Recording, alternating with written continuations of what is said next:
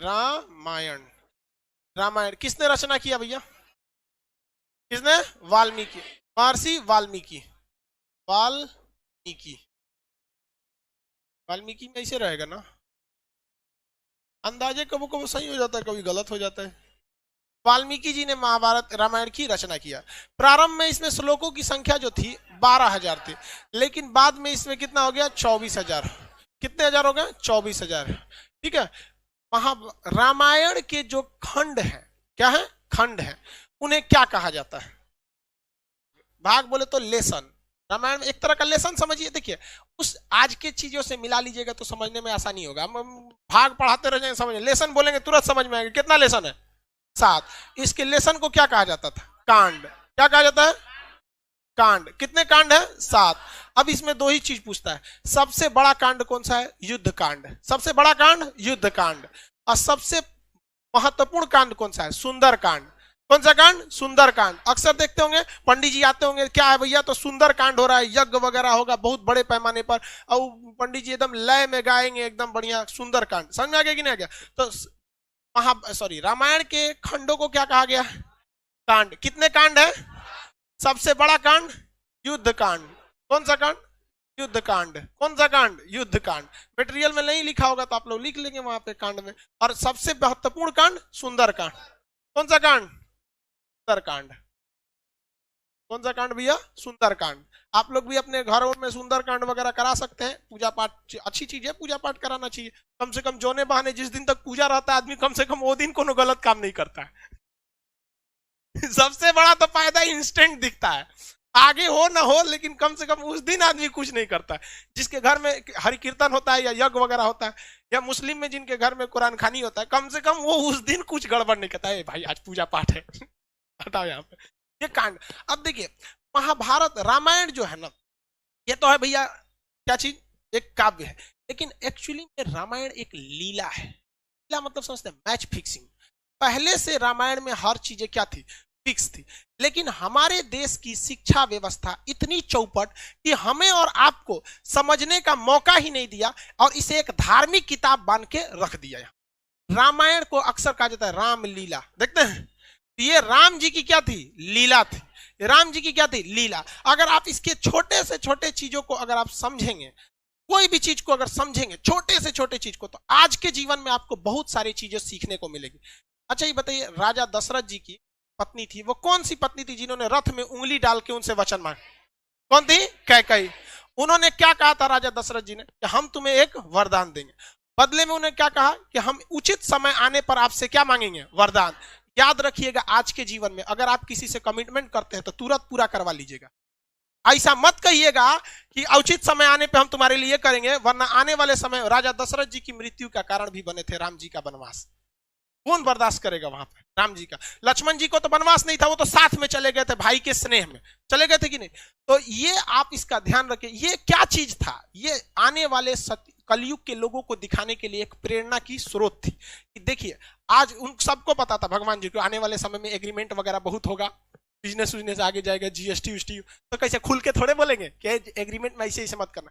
वो दिखाया गया था कि इस लीला को समझिए, और अपने आने वाले जीवन में 100-200 साल, हजारों साल बाद आप इस जीवन में याद रखिएगा कि अगर आप किसी के प्रति एहसानमंद है तो उसका एहसान तुरंत चुकाइए।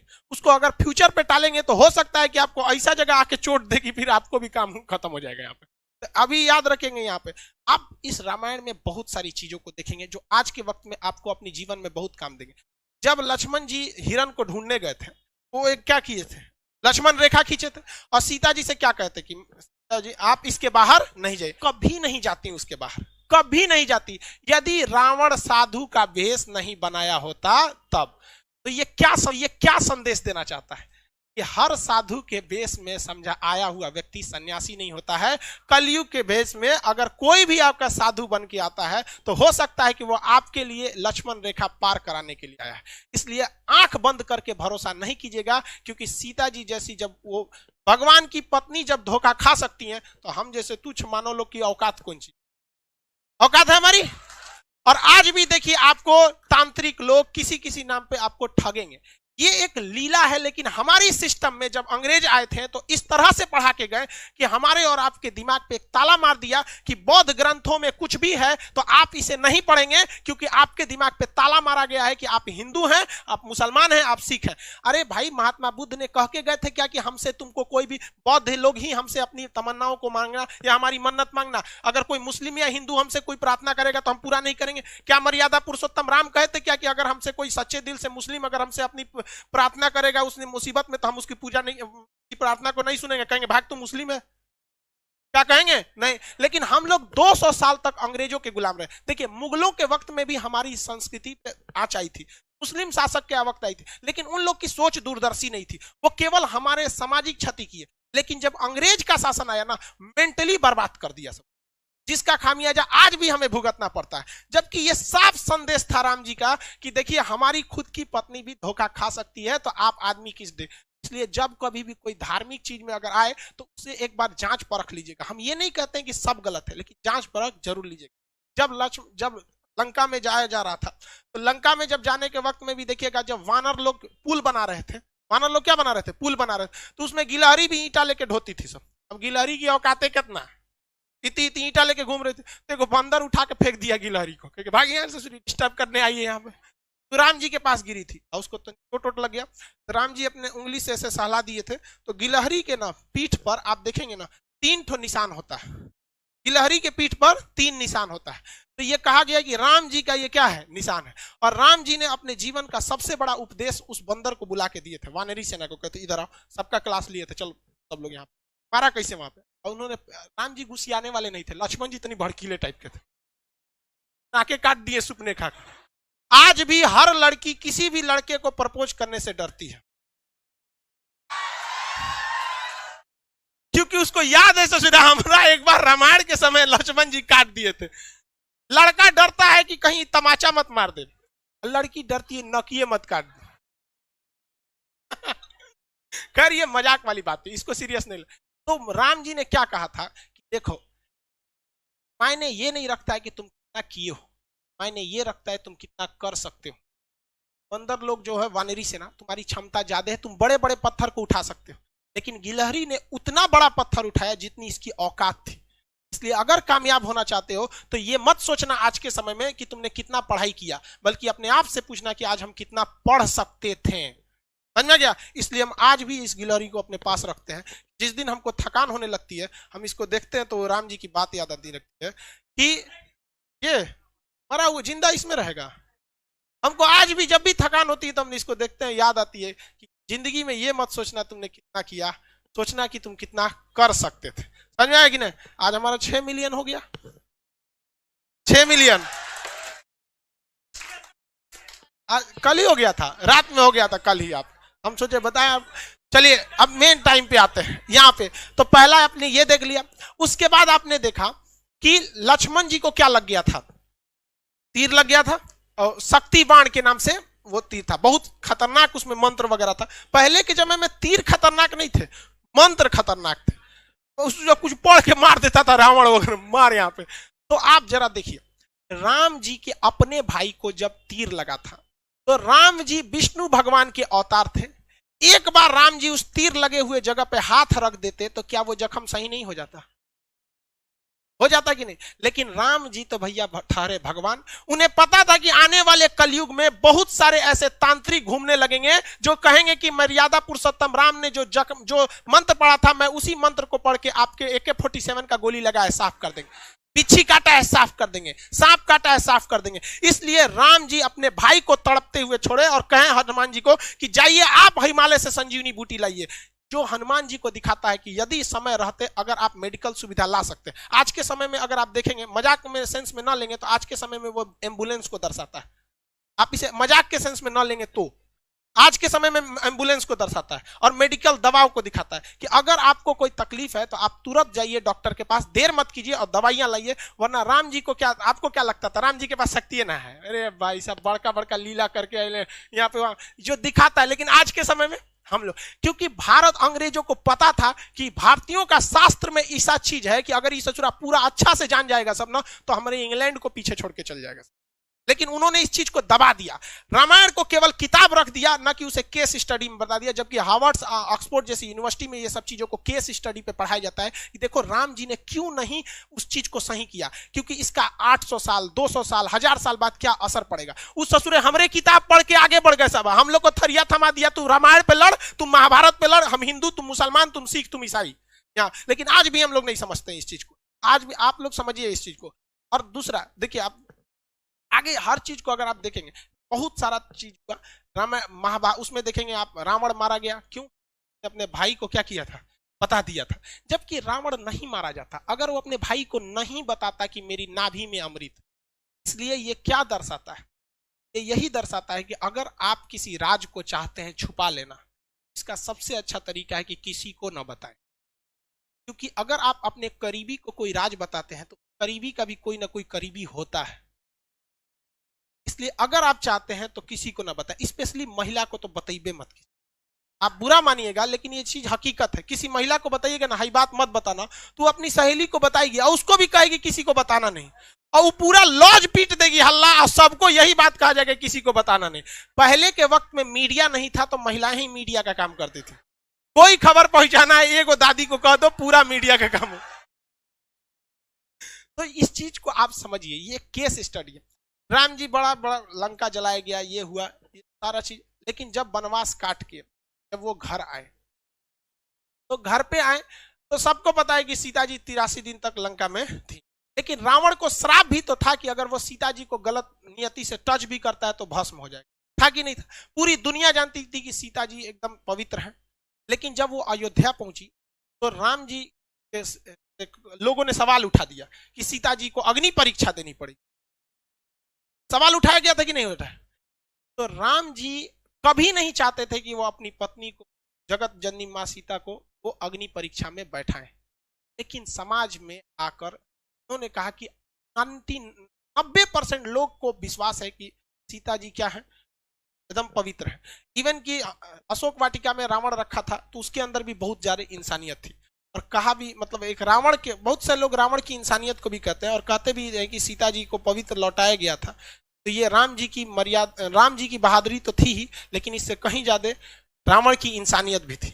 और जो दशहरा के दिन रावण को जलाते हैं तो एक कोटेशन आता है, ये रावण भी बोलता है, मुझे आग लगाने वालों जरा ये बताओ इस भीड़ में राम कौन है। लेकिन हम लोग दशहरे में उस रावण को जलाते हैं। हकीकत देखिएगा तो उससे नीच और आदमी आज हम लोग बन के बैठे, हम लोग से कहीं ज्यादा इंसानियत उस रावण में था उस वक्त में।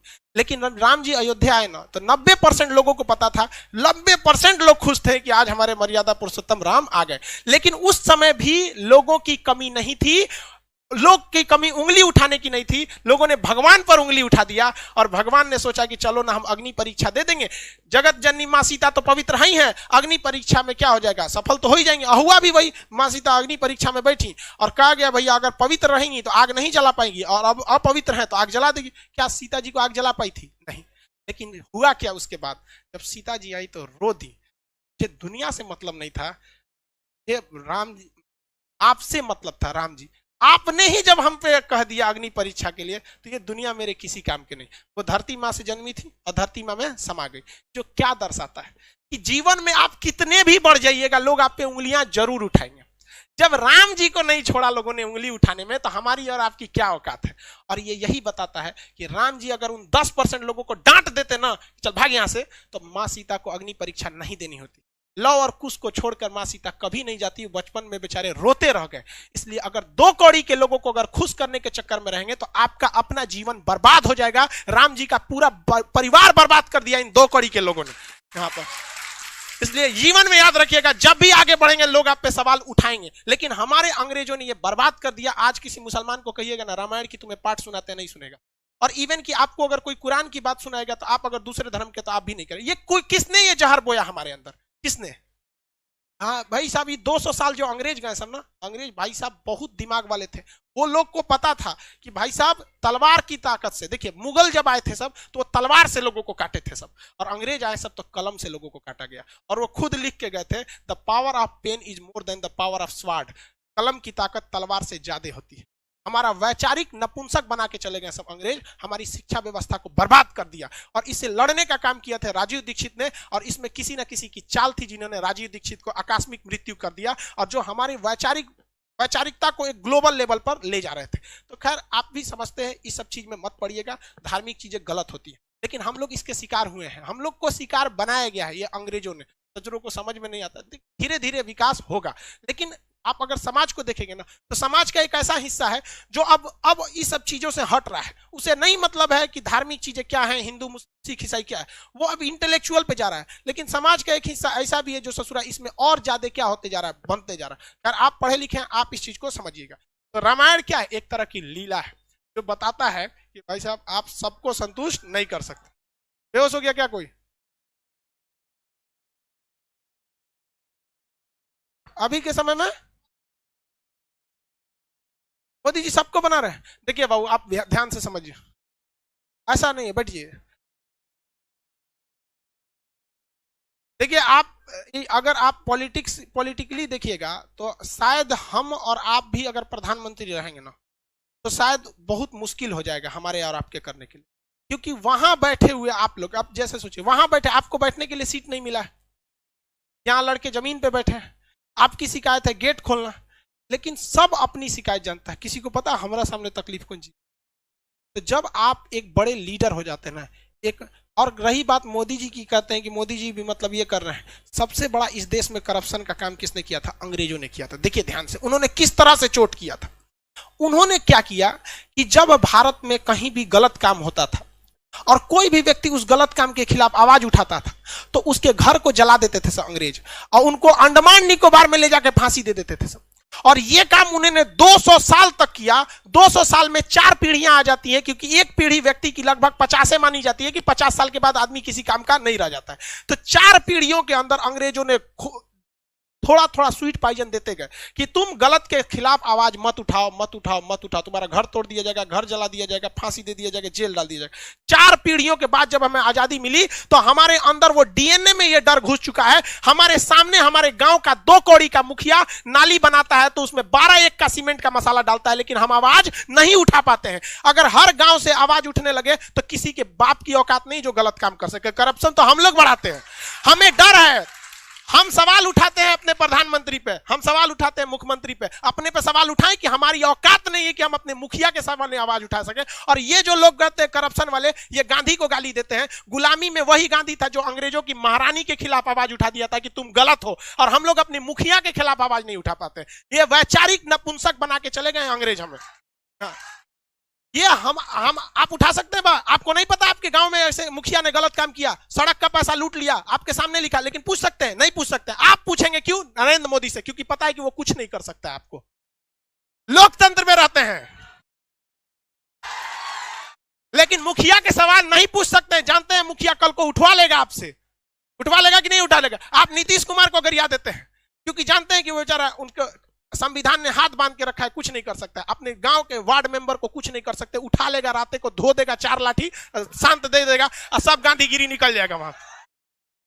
जिस दिन भारत के 120 करोड़ 130 करोड़ लोगों के 260 करोड़ हाथ एक साथ अगर उठ जाए करप्शन के खिलाफ, किसी के बाप की औकात नहीं है जो भारत मां का 1 रुपया लूट के दिखा सके। लेकिन हम लोग क्या कर सकते हैं? हमारे जैसे टीचर ज्यादा जान फड़फड़ाएगा तो मरवा देगा सब ससुरा हमरों को। ज्यादा राजीव दीक्षित भी अंग्रेजों के खिलाफ ऐसे ही उड़ रहे थे। वो 200 साल पहले की चीजों को उठाए थे, हमारे उड़ा देगा सब। यहाँ पहले ही 6-7 गो बम चल चुका है। लेकिन ऐसा नहीं है हमारे। आप देखिए, बम चलने से पहले भी जो मेरी विचारधारा थी और आज भी वही है। हम जितना हो सके अंग्रेजों ने जो जहर दिया था उसको निकालने का हम काम करेंगे। आखिरी सांस तक जब तक रहेगा, इन अंग्रेजों की जो वैचारिक गतिरोध हमारे साथ दे के गए हैं उसे निकालने का कोशिश करेंगे। एक भी भारत मां के संतान को अगर हम सही रास्ते पर लाएंगे तो हम समझेंगे मेरा जीवन सफल हो गया। ये आपका कर्तव्य बनता है, आप इसे आवाज उठाइए। और आज कोई कुछ नहीं कर सकता है, कोई कुछ नहीं कर सकता है। अरे भाई, अंग्रेज जब हम लोग लड़ के गुलामी ले लिए, गुलामी से आजादी हो गए, तो मुखिया कौन चीज? लेकिन आप इसके खिलाफ आवाज नहीं उठाते हैं।